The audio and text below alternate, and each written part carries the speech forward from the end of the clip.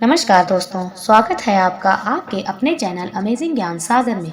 आज की स्टोरी है भोले भाले भक्त। ये कहानी है भगवान के भोले भाले भक्त की। प्रभु जानते थे कि यह मेरा निर्मल भक्त है, छल कपट नहीं जानता, तो प्रकट होना ही पड़ेगा। भक्त धन्ना जी का जन्म मुंबई के पास धुआन गांव में एक जाट घराने में हुआ। उसके माता पिता कृषि और पशुपालन करके अपना जीवन यापन करते थे। वह बहुत निर्धन थे। जैसे ही धन्ना बड़ा हुआ, उसे भी पशु चराने के काम में लगा दिया। वह प्रतिदिन पशु चराने जाया करता। गांव के बाहर ही कच्चे तालाब के किनारे एक ठाकुर द्वार था, जिसमें बहुत सारी ठाकुरों की मूर्तियां रखी हुई थी। लोग प्रतिदिन वहां आकर माथा टेकते, वह भेंट अर्पण करते। धन्ना पंडित को ठाकुरों की पूजा करते, स्नान करवाते, वह घंटियां खड़काते रोज देखता। अल्प बुद्धि का होने के कारण वह समझ ना पाता। एक दिन उसके मन में आया कि देखते हैं कि क्या है। एक दिन पंडित से पूछ ही लिया कि आप मूर्तियों के आगे बैठकर आप क्या करते हो? पंडित ने कहा, ठाकुर की सेवा करते हैं, जिनसे की मनोकामनाएं पूर्ण होती है। धन्य ने कहा, यह ठाकुर मुझे भी दे दो। उससे छुटकारा पाने के लिए पंडित ने कपड़े में पत्थर लपेट कर दे दिया। घर जाकर धन्य ने पत्थर को ठाकुर समझकर स्नान कराया और भोग लगाने के लिए कहने लगा। उसने ठाकुर के आगे बहुत मिन्नतें की। धन्य ने कसम खाई कि यदि ठाकुर जी आप नहीं खाएंगे तो मैं भी भूखा ही रहूंगा। उसका यह प्रण देखकर प्रभु प्रकट हुए तथा रोटी खाई, वह लस्सी पी। इस प्रकार धन्य ने अपने भोलेपन में पूजा करने और साफ मन से पत्थर में भी भगवान को पा लिया। जब धन्य को लगन लगी, उस समय उसके माता पिता बूढ़े हो चुके थे और अकेला नव युवक था।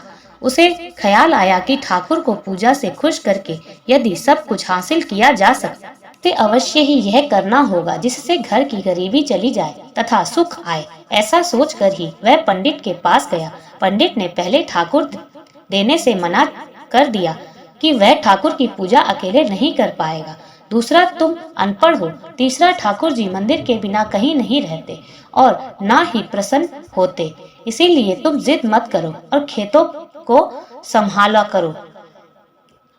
ब्राह्मण का धर्म है पूजा पाठ करना, जाट का कार्य है अनाज पैदा करना। परंतु धन्ना टस से मस ना हुआ। अपनी पिटाई के डर से पंडित ने जो सालिग्राम मंदिर में फालतू पड़ा था, उठाकर धन्ने को दे दिया और पूजा पाठ की विधि भी बता दी। पूरी रात धन्ने को नींद न आई। वह पूरी रात सोचता रहा कि ठाकुर को कैसे प्रसन्न करेगा और उनसे क्या मांगेगा। सुबह उठकर अपने नहाने के बाद ठाकुर को स्नान कराया। भक्ति भाव से बैठकर लस्सी, रिड़की व रोटी पकाई। उसने प्रार्थना की, हे प्रभु भोग लगाओ, मुझ गरीब के पास रोटी, लस्सी और मक्खन ही है और कुछ नहीं।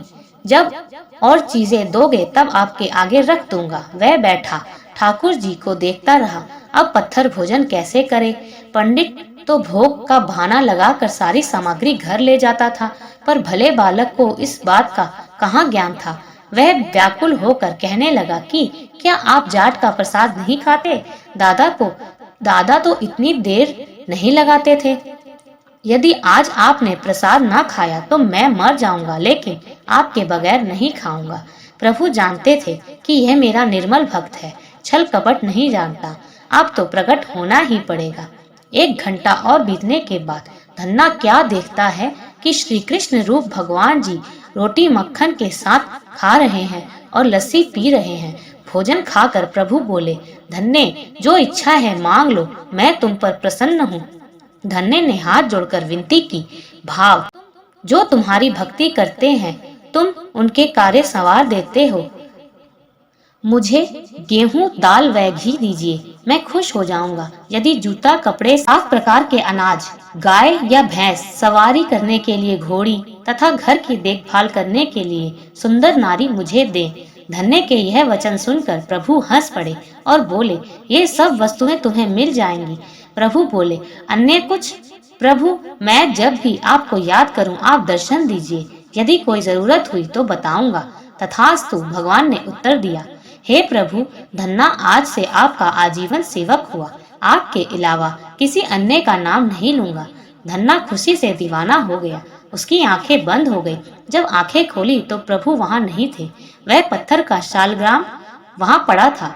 उसने बर्तन में बचा हुआ प्रसाद खाया, जिससे उसे 3 लोकों का ज्ञान हो गया। प्रभु के दर्शनों के कुछ दिन पश्चात धन्य के घर सारी खुशियां आ गई। एक अच्छे अमीर घर में उसका विवाह हो गया। उसकी बिना बोई भूमि पर भी फसल लहलहा गई।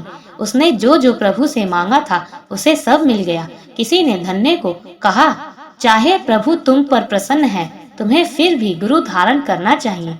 उसने स्वामी रामानंद जी का नाम बताया। एक दिन अचानक ही रामानंद जी उधर से निकले। भक्त धन्य ने दिल से उनकी खूब सेवा की तथा दीक्षा की मांग की। रामानंद जी ने उनकी विनती स्वीकार कर ली और दीक्षा देकर धन्य को अपना शिष्य बना लिया। धन्ना भगवान के नाम का सुमिरन करने लगा। धन्यवाद दोस्तों, ये स्टोरी आपको कैसी लगी कमेंट्स करके जरूर बताइएगा।